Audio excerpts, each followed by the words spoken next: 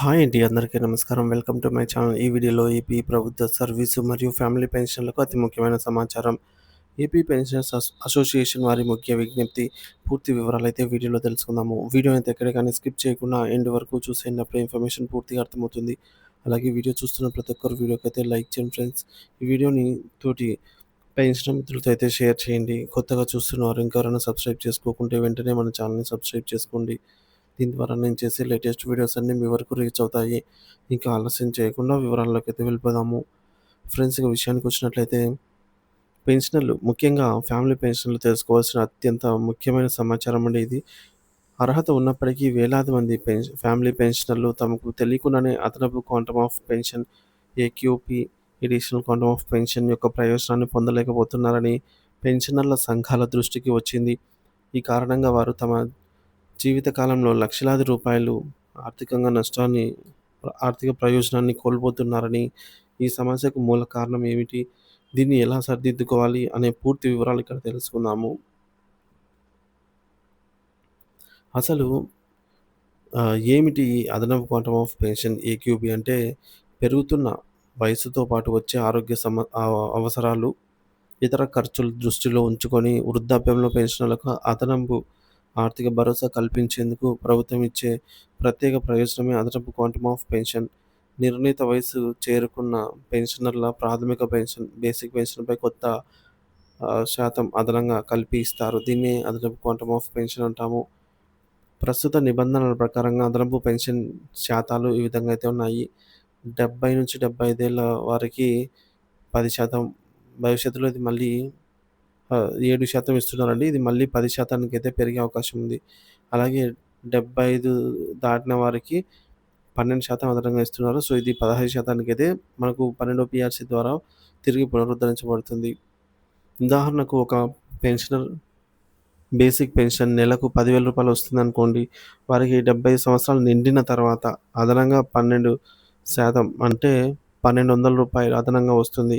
అంతేకాకుండా ఈ అదనపు మొత్తంపై కూడా కరువు భత్యం డీఆర్ వర్తిస్తుంది. దీనివల్ల నెలవారీ పెన్షన్‌లో గణనీయంగా పెరుగుదల ఉంటుంది. అసలు సమస్య ఎక్కడ ఉంది? లక్షల నష్టానికి కారణం ఏమిటి అంటే, అదనపు పెన్షన్ అనేది పెన్షనర్ వయసు ఆధారంగా ఆటోమేటిక్‌గా మంజూరు కావాలి. దీనికోసం ప్రత్యేకంగా దరఖాస్తు చేయవలసిన అవసరం లేదు.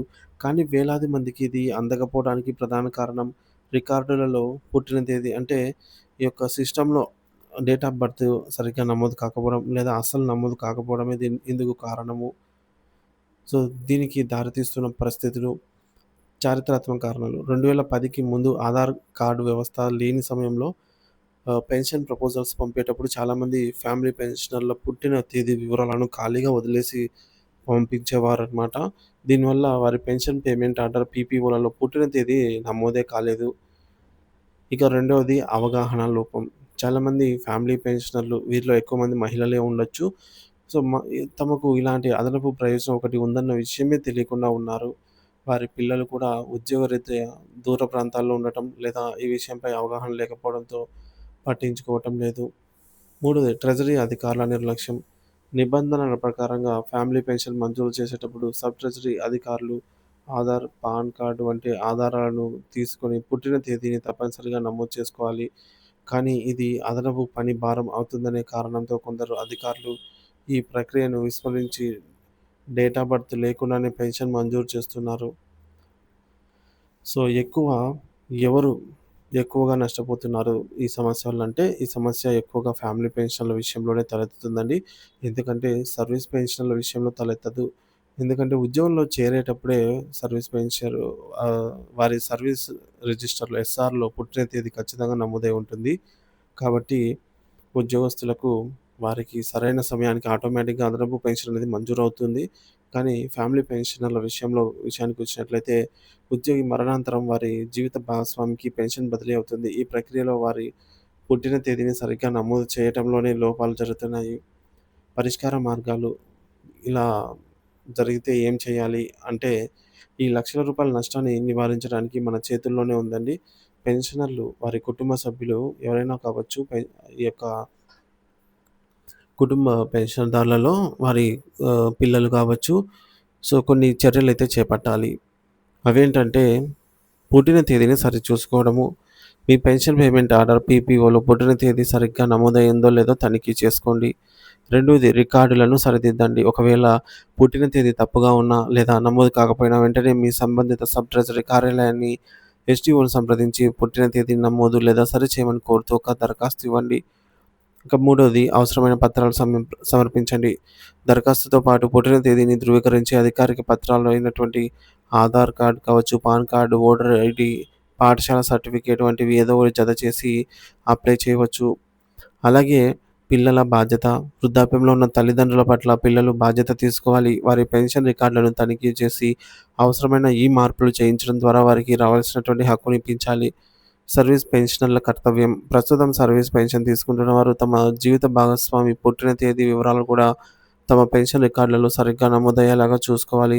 ఇది భవిష్యత్తులో ఫ్యామిలీ పెన్షన్ పొందేటప్పుడు ఎలాంటి ఇబ్బంది రాకుండా చేస్తుంది. ఆరోది పెన్షనర్ల సంఘాల సహాయం తీసుకోండి. ఈ ప్రక్రియలో ఏదైనా ఇబ్బందులు ఎదురైతే స్థానికంగా ఉన్న పెన్షనర్ల సంఘాల సహాయం తీసుకోండి. వారు మీకు మార్గనిర్దేశం చేయగలరు. పెన్షనర్ల సంఘాలకు విజ్ఞప్తి. రాష్ట్ర వ్యాప్తంగా ఉన్న పెన్షనర్ల సంఘాలు ఈ సమస్యలపై చొరవ తీసుకోవాల్సిన అవసరం ఎంతైనా ఉంది. తమ పరిధిలోని ఫ్యామిలీ పెన్షనర్ల వివరాలను సేకరించి పుట్టిన తేదీ నమోదు కాని వారి జాబితాను తయారు చేయాలి. ఈ వాస్తవ పరిస్థితిని director of treasuries and accounts (DTA) దృష్టికి తీసుకెళ్లి అన్ని సబ్ ట్రెజరీలకు స్పష్టమైన ఆదేశాలను జారీ చేయించేలాగా ఒత్తిడి తీసుకురావాలి. టెక్నాలజీ ఇంతగా అభివృద్ధి చెందిన ఈ యుగంలో కేవలం పుట్టిన తేదీ నమోదు కాకపోవడం వల్ల వృద్ధులు తమ యొక్క హక్కును కోల్పోవడం అత్యంత విచారకరము. ఈ సమాచారాన్ని మీకు తెలిసిన ప్రతి ఒక్క పెన్షనర్ కుటుంబానికి చేరేలాగా ఈ వీడియోని షేర్ చేయండి. సో, మీ యొక్క షేర్ ఒక వృద్ధ కుటుంబానికి లక్షల రూపాయల ప్రయోజనాన్ని అయితే అందించవచ్చు. సో, లక్షల రూపాయల నష్టం ఎలా అంటే మనకు 10,000 ఉన్నవారికి అదనపు పెన్షన్ వచ్చేసి 10% తీసుకున్న రూ. 1000 వస్తుందన్నమాట. సో, అందరికీ 10,000 ఉండదు కదా! సో, ఫ్రెండ్స్ కొంతమందికి 40,000 ఉండొచ్చు. లేదా మరికొంతమందికి 30,000 ఉండొచ్చు. ఈ విధంగా వారి 10%లో ఇట్లా 3,000, 4,000 చూసుకున్నట్లయితే ఇయర్‌లీ ఇదే మనకు దాదాపుగా 48,000 అట్లా అవుతుందనమాట. సో, రెండేళ్లలోనే రూ. 1,00,000 దాటుతుంది.